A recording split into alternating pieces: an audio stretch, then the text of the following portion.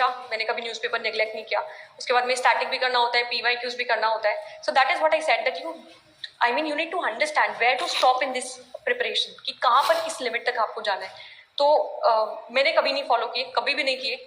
जो करते हैं आई थिंक आप उनसे पूछ सकते हैं, but I never followed all these things and मुझे लगता भी नहीं है कि इनकी इतनी ज़रूरत है। आपको यहाँ पर मोस्ट नॉलेजेबल पर्सन नहीं बनना है, you have to gather enough knowledge to clear this exam. तो just be very objective, be very strategic to clear this exam I think. Ma'am prelims और मेंस के बीच में टाइम मैनेजमेंट कैसे किया था? Yes, the thing that I was telling you ना कि दिसंबर तक you have to follow your integrated strategy। तो मेरा क्या था, मैंने PSIR के लिए कोचिंग ली हुई थी, तो मेरा दिसंबर तक मेरे optional was something that I was very confident about मेरे प्रीलिम से पहले, क्योंकि मैंने अपनी कॉन्सेप्चुअल क्लैरिटी इतनी ज़्यादा डेवलप की थी। ऐसा नहीं है कि सिर्फ क्लासेस के through, I use to revise my optional, और मैंने जुलाई से लेकर दिसंबर तक I gave my 80% of the time to my optional. Just मैं न्यूज़पेपर पढ़ती थी और कोई एक एथिक्स उठा लिया, या कभी ऐसे वन मंथ डेडिकेट कर दिया एक GS सब्जेक्ट के लिए।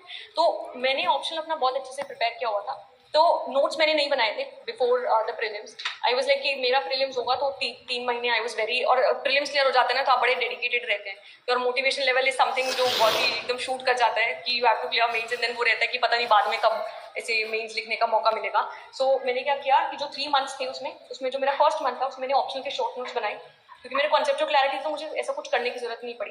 जस्ट हैव टू सी कि क्या क्या चीज़ें उसमें इंपॉर्टेंट है, एंड वो मैंने शॉर्ट नोट्स में डाली। एंड सेकंड थिंग इज ऐसे वो समथिंग जो मैंने पहले नहीं किया था, and I think this was the biggest mistake that I did during my preparation. इस बार ऐसे में I got just 100 marks, and I was so shocked when I looked into my marksheet, क्योंकि मेरे ऐसे में मॉक्स में सबसे मतलब अच्छे ठीक ठाक मार्क्स आ रहे थे। एवरेज मेरे 110 थे, उससे प्लस ही थे।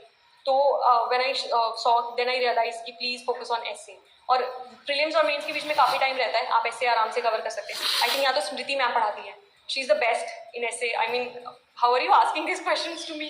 स्मृति मैम के स्टूडेंट्स हो गए, she is really best in terms of essay, in the anecdotes and the structure that she tells. मैंने उनके नोट्स भी देखे थे ऐसे में, तो ऐसे आप ऐसे कर सकते हैं। एंड ऑल्सो तभी मैं बोल रही हूँ ना कि दिसंबर तक you have to complete your GS and your optional. GS में जो मेन स्पेसिफिक सब्जेक्ट है, एथिक्स का फाउंडेशन आप अपना बना के रखिए दिसंबर तक। और जो वैल्यू एडिशन है इन टर्म्स ऑफ दी एग्जाम्पल्स जो आप करते हैं, for example better India website पे जाके 10 IAS ऑफिसर्स के ऐसे नाम उठा दिए और उनको